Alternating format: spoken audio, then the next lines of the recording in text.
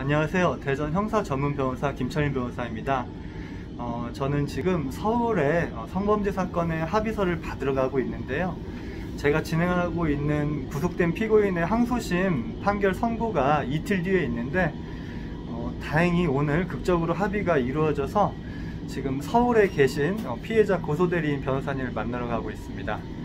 이렇게 합의가 더뎌지는 이유는 아무래도 피해자가 받기 원하는 합의금의 액수와 또 피고인 측이 경제적으로 형편으로 인해서 마련할 수 있는 합의금 액수의 차이가 크기 때문일 텐데요.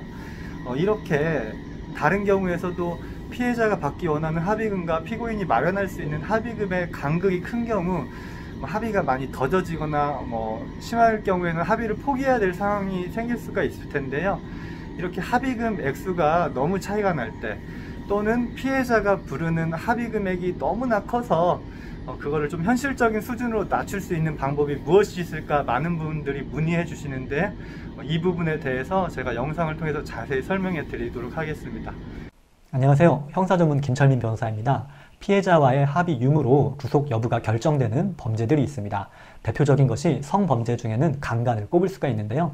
법조문을 한번 살펴보면 벌금형이 없고 징역 3년 이상이라고 규정되어 있기 때문에 전과가 없는 초범 기준으로 만약 합의가 되지 않으면 대부분 징역 3년 전후가 선고되고 있고, 합의가 된다면 집행유예가 선고되고 있습니다. 또 기타 다른 사건에서 만일 1심에서 이미 구속되어 있는 경우라면 항소심에서 피해자와 합의를 하게 된다면 집행유예를 바라볼 수 있는 상황들이 꽤 존재합니다. 그러다 보니 피고인 또는 피고인의 가족들 입장에서는 형사 합의를 위해서 피해자에게 매달릴 수밖에 없는 상황이 됩니다. 형사 합의를 위해서는 두 가지 조건이 충족되어야 하는데요. 첫 번째는 피해자의 피고인에 대한 보복 심리가 누그러져야 합니다. 즉, 피고인 측에서 피해자에게 진심 어린 사과를 하여야 하겠죠. 그리고 두 번째는 합의 금액이 상호간에 조율이 되어야 합니다. 실무에서 합의 진행에 어려움을 겪게 되는 것은 아무래도 합의 금액 조율에 있습니다. 아시다시피 형사 합의금은 딱 얼마 정해져 있는 것이 없기 때문입니다. 같은 범죄라도 합의 금액의 편차가 꽤 큰 편입니다. 피해자 입장에서는 피해 회복도 해야 하고 피고인이 미운 만큼 경제적 타격을 주기 위해서라도 합의금을 최대한 많이 부르고 있습니다. 어떻게 보면 당연한 것이겠지요. 그러다 보니 피고인 측에서 경제력의 문제로 피해자가 받기 원하는 합의금을 마련하기 어려운 경우 합의에 어려움을 겪게 되고 있습니다.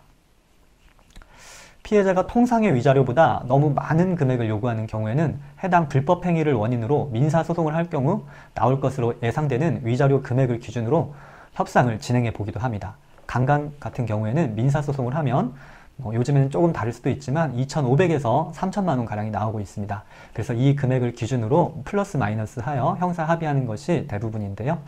그래도 너무 많은 금액을 부르는 경우가 있는데요. 이런 경우 형사 전문 변호사로서 드릴 수 있는 조언은 조금 차분히 기다리라는 것입니다. 아무래도 피고인이나 피고인 가족 입장에서는 합의가 더뎌지게 되면 초조할 수밖에 없는데요. 특히 이미 피고인이 구속되어 있는 사건의 경우에는 더 그러하겠지요.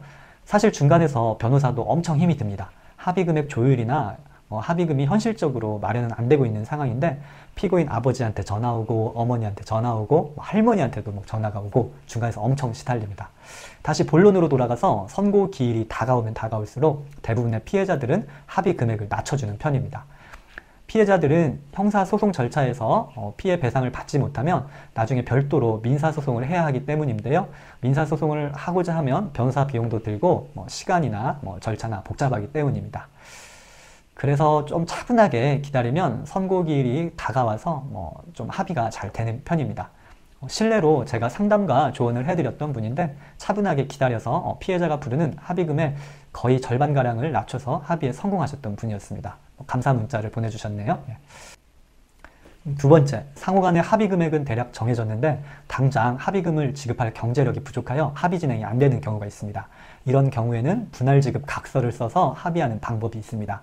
예를 들어 합의금 총액을 1,000만 원으로 하되 10번으로 나눠서 매달 말에 100만 원씩 지급하기로 한다. 이런 식으로 말이죠. 그런데 이 경우 피해자 입장에서는 피고인의 장래 변제 능력에 대해서 의문을 가지고 합의를 거절할 수가 있습니다. 저거 나중에 안 지키는 거 아니야? 이렇게 생각을 하기 쉽겠죠. 이럴 때에는 단 한 번이라도 약속한 변제기를 도과한다면 잔금에 대하여 기한의 이익을 상실하고 총 합의금액의 2배를 한 번에 지급하기로 하는 위약금 약정을 하여서 피해자에게 신뢰를 주고 합의에 임하도록 하는 것도 하나의 좋은 방법이 될 수가 있습니다.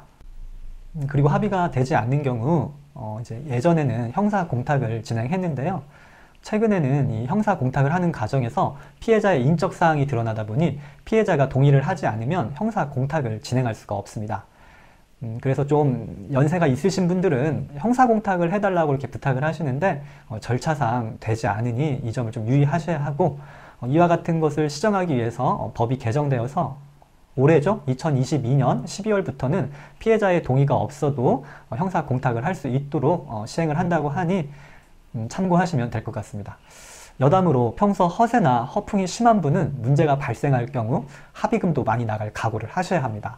어떤 사장님이 피해자 앞에서 잘 보이려고 돈 자랑을 좀 하셨었습니다. 그런데 나중에 피해자를 만나는 과정에서 큰 잘못을 하여 성범죄로 고소를 당하게 되었는데요. 피해자는 그 사장님이 돈이 많다고 생각하고 합의금을 상당히 많이 불렀습니다. 사실 경제력이 좋은 분은 아니라 합의하느라 상당히 애를 먹었던 기억이 납니다. 자, 다음에는 합의서를 어떻게 작성할지, 그리고 어떤 문구가 들어가야 하고 필요한 증명서류는 무엇인지, 그리고 코로나 시대인 만큼 비대면으로 합의서를 작성하는 방법에 대해서 추가로 영상을 찍어 올리도록 하겠습니다. 성범죄 합의와 관련해서 궁금하신 점은 댓글이나 문자, 전화 주시면 성의껏 알려드리도록 하겠습니다. 그럼 저는 다음번에 뵙겠습니다. 감사합니다.